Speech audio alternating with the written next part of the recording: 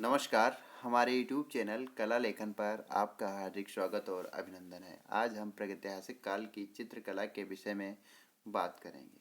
आने वाले समय में हम प्रागैतिहासिक काल से होते हुए सिंधु सभ्यता, वैदिक काल और अजंता, एलोरा, बाघ, सिगरिया से होते हुए मिनिएचर पेंटिंग, मुगल, राजस्थानी, पहाड़ी की तरफ बढ़ेंगे और बंगाल शैली से होते हुए आधुनिक चित्रकला की तरफ जाएंगे। आज इसी कड़ी में हम प्रागैतिहासिक काल की चित्रकला के विषय में चर्चा करेंगे। इसको हम कई पार्टों में विभक्त कर रहे हैं, अलग अलग पार्टों में इस पर हम बात करेंगे।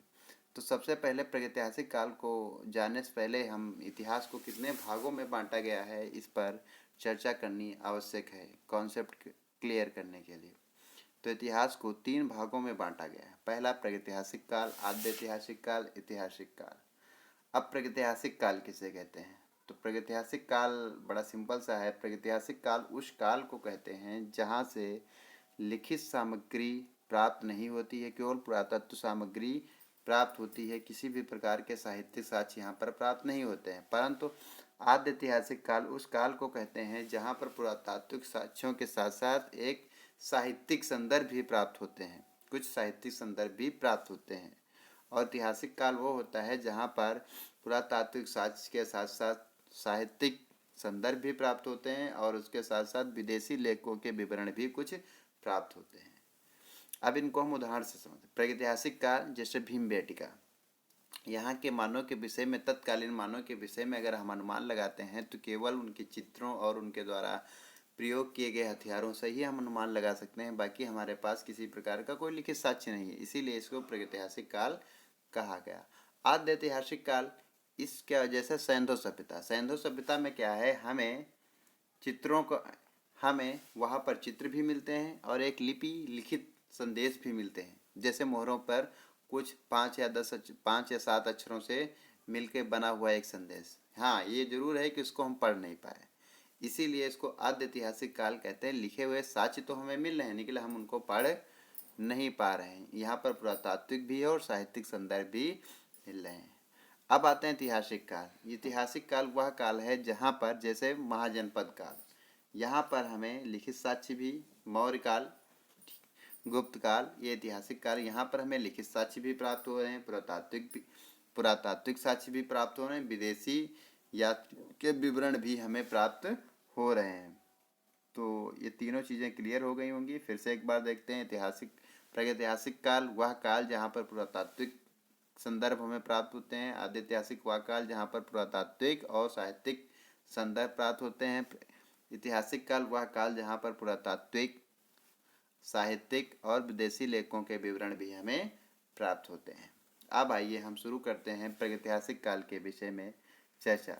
तो प्रागैतिहासिक काल से क्या हमें जो है तत्कालीन मानव के विषय में महत्वपूर्ण जानकारी प्राप्त होती है। अब यहाँ पर प्रागैतिहासिक काल के मानव को अगर जानना है तो हमें चित्रों को देखना पड़ेगा, उन चित्रों की विषय वस्तु को हमें समझना पड़ेगा कि मानव, फिर उसी के आधार पे हम उसके जीवन के विषय में अनुमान लगाते हैं। उसके द्वारा प्रयोग किए गए हथियार किस प्रकार से परिवर्तित हो रहे हैं, उसके अनुसार ही हम उनकी लाइफ का धीरे धीरे अनुमान लगाते हैं। वो चित्र देखने पर ऐसा लग रहा है जैसे वो मानव की कहानी सुनाते हो। प्रागैतिहासिक काल के विषय में जिन विद्वानों ने शोध किया है उनमें Carlyle, Cockburn, Stuart Piggott, D.H. Gordon, Leonard Adams, Shri और श्रीमती एल्विन, पारसी ब्राउन, सिल्वे लार्ड, पंचानन मिश्र, मनोरंजन घोष, वाकड़कर, रमाकांत, जगदीश चंद्र मिश्र, यशोधर मठपाल। हम यहाँ पर यशोधर मठपाल के विषय में आपको जरूर बताना चाहेंगे। यह जो है उत्तराखंड के रहने वाले हैं। इन्होंने भीमबेटका पर बहुत अधिक काम किया है और इनके लिए इनको पद्मश्री का पुरस्कार भी दिया गया है। जगदीश चंद्र गुप्त की भारतीय प्रागैतिहासिक चित्रकला नाम की पुस्तक भी है जो काफ़ी प्रसिद्ध रही है और इन्होंने मिर्ज़ापुर के विषय में काफ़ी अच्छा काम किया है। जैसा कि सर्वविदित है, प्रागैतिहासिक काल को 3 खंडों में बांटा गया है। यहाँ पर कुछ महत्वपूर्ण तथ्य हैं, ये जरूर हमें याद रखना चाहिए।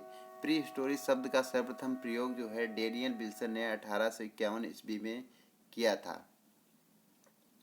साथ ही केवल पूरा पाषाण काल को सबसे पहले अगर किसी विद्वान ने बांटा है तो जॉन लुआक ने अपनी पुस्तक प्री हिस्टोरिक टाइम्स में सर्वप्रथम प्रागैतिहासिक पाषाण काल को 3 भागों में बांटा है। जॉन लुबाक, अगर पूछा जाए पाषाण काल को किसने 3 भागों में बांटा तो हमें तुरंत बताना है जॉन लुबाक। ये कला की भी दृष्टि से महत्वपूर्ण है, इतिहास की दृष्टि से भी महत्वपूर्ण है। और भारत में अगर पूछा जाए सर्वप्रथम प्रागैतिहासिक औजारों की खोज या किसने की तो हमें बताना है ब्रूस फूट ने मद्रास के पल्लवरम के नज़दीक से जो है 1863 में इसके साक्ष्य, टाइपिंग में मिस्टेक हो गया है, यहाँ पर 1863 कर लीजिएगा, से साक्ष्य प्राप्त हुए हैं। किसने की थी? ब्रूस फूट ने। कहाँ से? मद्रास के पल्लवरम, तमिलनाडु का खोजा था। औजार सर्वप्रथम किसी विद्वान ने खोजा था, वो तो रॉबर्ट ब्रसफुट ही थे। और हमें यह भी याद रखना है पाषाण काल को किस विद्वान ने सर्वप्रथम 3 भागों में बांटा, तो हमें जॉन लुबाक का नाम याद रखना है। उनकी किताब कौन सी थी? Pre historic times. अब आगे बढ़ते हैं, हम ये प्रागैतिहासिक काल के तीनों कालों के विषय में धीरे धीरे हम जानेंगे। पूरा पाषाण काल, इस काल का मानव जो है आखेट पर ही अपना पूरा जीवन केंद्रित कर रहा है। अश्मिभूत हड्डियां और अनगढ़ गड़े हुए अनगढ़ औजार जो देखने में भद्दे प्रतीत हुआ करते थे, वही इस काल में हमें मिलते हैं। ठीक है, क्वार्टिजाइट पत्थर से बनते थे, इसलिए इस काल के मानव को क्वार्टिजाइट मानव के नाम से भी जाना जाता है। लेकिन इस काल की सबसे महत्वपूर्ण उपलब्धि थी कि आग की खोज। यहाँ से ही मानो इस काल से आग की खोज करना सीख गया था। भारत में सर्वप्रथम ब्रसफुट नामक विद्वान ने प्रस्तर औजारों की खोज मद्रास के समीप पल्लवरम नामक स्थान पर की थी। हथियारों औजारों के साक्ष्य से इतना सिद्ध हो जाता है कि आदिम मानव का रूप और आकार की ओर आकर्षण बढ़ रहा था। लेकिन हम जैसे देखेंगे पुरापाषाण काल में जो जितने प्राचीन हैं उतने आगढ़, ऐसा लगता है कि यहाँ पर मानव केवल चुनाव करने की चीज़ें पहले सीखा था, फिर धीरे धीरे लेकर उनमें जो है उन आकारों को अपने अनुसार परिष्कृत कर रहा था। यह ऐसी ही घटना है, अगर अचानक हमारे पर कोई हमला कर देता है तो जो हाथ में आता है वो उठाकर हम अपना बचाव करने की कोशिश करें। तो शायद मुझे लगता है मानव के हाथ में कोई जानवर ऐसे उसके पर अटैक कर रहा होगा और उसके हाथ में एक पत्थर आया होगा और पत्थर को उससे उसने अपना रक्षण किया होगा, जानवर पर भी प्रहार किया होगा, जिससे जानवर दूर चला गया होगा। तो एक एक्सीडेंटल ही सही, निकल उसको एक पत्थर की शक्ति का या उसको किस प्रकार से हथियार के रूप में इस्तेमाल किया जाए ये उसको पता हो गया होगा। तो पहले मानो प्रागैतिहासिक काल का जो प्रथम काल है पूरा पाषाण काल, तो शायद इसमें चुनता हो, मेरा ऐसा मानना है। फिर धीरे धीरे उन पत्थरों को अपने अनुसार वो गढ़ता गया और चमकाता गया। ये मध्य पाषाण काल की बात है। अब मध्य पाषाण काल के विषय में बात करेंगे। पहले पूरा पाषाण काल के विषय में क्या याद रखना है, हमें याद करना है। तो इसी काल के क्या बोलते हैं, सर्वप्रथम अगर हथियार किसी ने खोजे थे वो ब्रसफुट थे मद्रास के पल्लवरम से। ठीक है, और इस काल यहाँ पे जो मिले हैं मोटे और भद्दे औजार और क्या बोलते हैं कुछ फालिश जो जानवरों की हड्डियाँ थी वो भी मिली हैं, और औजार जो थे मोटे और भद्दे थे। बस यही इतना याद रखना है। इसके साथ साथ हमें आग का आविष्कार किस काल में हुआ, तो पूरा पाषाण काल, मध्य पाषाण काल। ये बड़ा लंबा क्या बोलते हैं टाइम पीरियड रहा है, लेकिन फिर भी इसमें क्या बोलते हैं मानव ने केवल अपने आकारों को छोटा किया, माइक्रोलिथ जो बोलते हैं सूक्ष्म औजार, उनको इन्होंने प्रयोग किया। इस काल की सबसे बड़ी उपलब्धि है छोटे और क्या बोलते हैं पालिशदार किए हुए औजार। निकल क्या बोलते हैं यहाँ के औजारों को अगर हम देखेंगे वो इतने अच्छे बने हैं कि मानव को लग रहा है कि उसके अंदर सौंदर्य बोधक ग्रंथियों का विकास होता चला जा रहा था और आकारों के प्रति बढ़ती हुई उसकी सौंदर्य लालसा इसे अवश्य प्रकट होती है। कला की दृष्टि से ये हम देख सकते हैं। तो मध्य पाषाण काल में केवल हमें इतने याद हैं, यहाँ के सूक्ष्म औजार मिले हैं, छोटे आकार के औजार यहाँ पर मिले हैं जो गढ़न में उत्तम थे और देखने में अच्छे लगते थे, जिससे जो है मानव की तत्कालीन मानव की सौंदर्य बोधक प्रवृत्तियों का विकास होता दिखाई पड़ता है। नवपाषाण काल, नवपाषाण काल से ही मानव के जीवन में क्रांतिकारी परिवर्तन दिखाई पड़ते हैं। कृषि की खोज ने उसके घुमक्कड़ स्वभाव पर लगाम लगा दी और उसे बस्तियों में बस जाने पर विवश कर दिया। वह जानवरों को पालना सीख गया था, उनकी सहायता से खेती करना सीख गया था। चाक का आविष्कार हुआ, बर्तन बनाने लगा। पहिए के आविष्कार ने एक स्थान से दूसरे स्थान तक जाने की अनंत संभावनाओं को बल दिया। प्रागैतिहासिक काल के चित्र इसी काल से आरंभ माने जाते हैं, या हम कह सकते हैं प्रागैतिहासिक काल की चित्रकला का प्रारंभ नवपाषाण काल से ही मुख्य रूप से माना जाता है। तो नवपाषाण काल एक प्रकार से मानव के जीवन में क्रांतिकारी कदम था, जिसने उसको सभ्यता के सभ्यता जगत के सम्मुख लाकर खड़ा कर दिया, और यहीं से मानव के जीवन में बहुत क्रांतिकारी परिवर्तन देखे गए। तो यहाँ पर खोज किसकी हुई? कृषि की खोज हुई। जानवरों को पालतू बनाने लगा, बस्तियों में रहने लगा, कृषि करना सीख गया, पहिए का आविष्कार हुआ, चाक का आविष्कार हुआ। तो इन आविष्कारों ने मानव को धीरे धीरे प्रगति के पथ पर आगे बढ़ाने के लिए महत्वपूर्ण कदम था। अब हम प्रागैतिहासिक काल के कुछ केंद्रों के चित्रों के विषय में जानेंगे। तो हम मध्य प्रदेश सेंटर, जहाँ पर सबसे मध्य प्रदेश के प्रागैतिहासिक कला के प्रमुख जो केंद्र हैं उनके विषय में आज हम जानेंगे। पंचमढ़ी गुफा चित्र। पंचमढ़ी की खोज 1936 में DS गार्डन ने की थी। यह गुफा महादेव पहाड़ी पर स्थित है। यहाँ से तख्तीनुमा डमरूनुमा आकृतियाँ मिली हैं, जो लहरदार रेखाओं से शारीरिक गठन का बोध देती हुई प्रतीत हो रही हैं। यहाँ पर लाल पीले रंग की अधिकता है। इस गुफा में 3 स्तर के चित्र प्राप्त हुए हैं। अगर हमसे पूछा जाए इस गुफा की खोज किसने की, तो 1936 में DS गार्डन। किन्हीं किन्हीं किताबों में जी आर हंटर को 1932 में इसका खोजकर्ता माना जाता है। यह गुफा किस पहाड़ी पर है? महादेव की। ठीक है, यहाँ पर कितने स्तर मिले हैं? 3 स्तर। तो हमें बस इतना याद करना है, DS गार्डन 1932,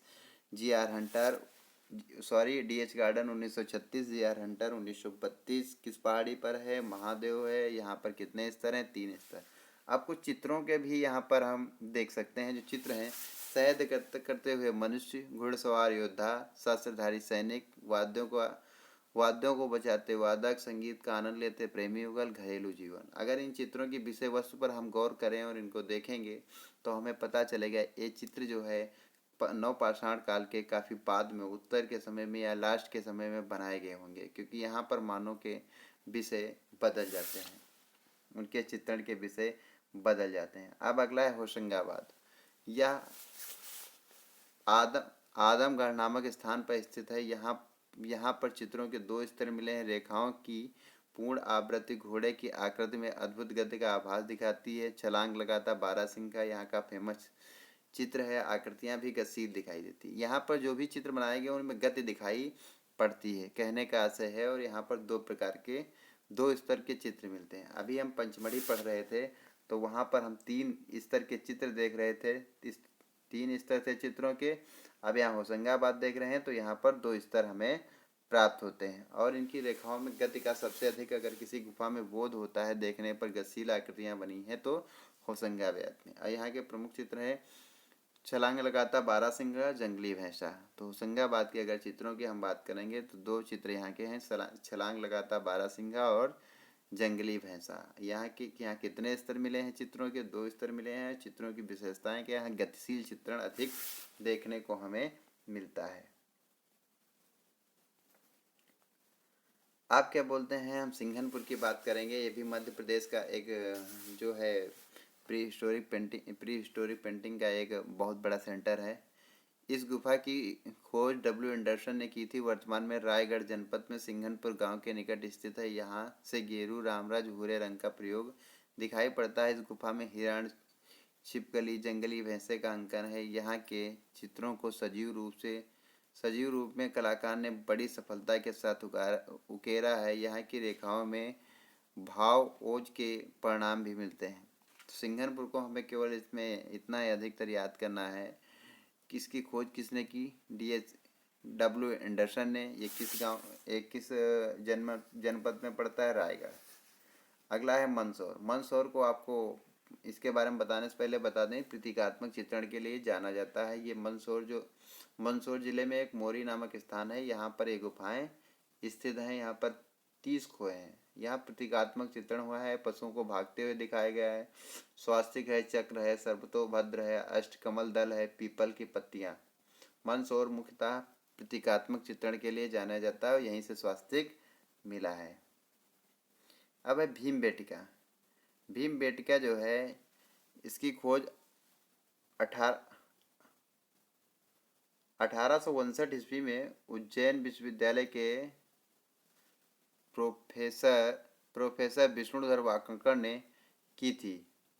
इस पहाड़ी पर 600 गुफाएं हैं, जिसमें 275 में चित्र हैं। इनका समय 1000 से 3000 ईसा पूर्व तक माना जाता है। यहाँ पर काले सफ़ेद रंग का प्रयोग बहुतायत से होता है। यहाँ पर सबसे पहले चित्र बने हुए या प्रागैतिहासिक काल के सबसे प्राचीन चित्र यहीं से प्राप्त होते हैं। आशा करते हैं आपको यह जानकारी अच्छी लगी होगी, तो लाइक, सब्सक्राइब और अधिक से अधिक शेयर करें। आने वाले समय में प्रागैतिहासिक कला के क्रम में सारी गुफाओं का क्रमानुसार विवरण दूंगा। धन्यवाद।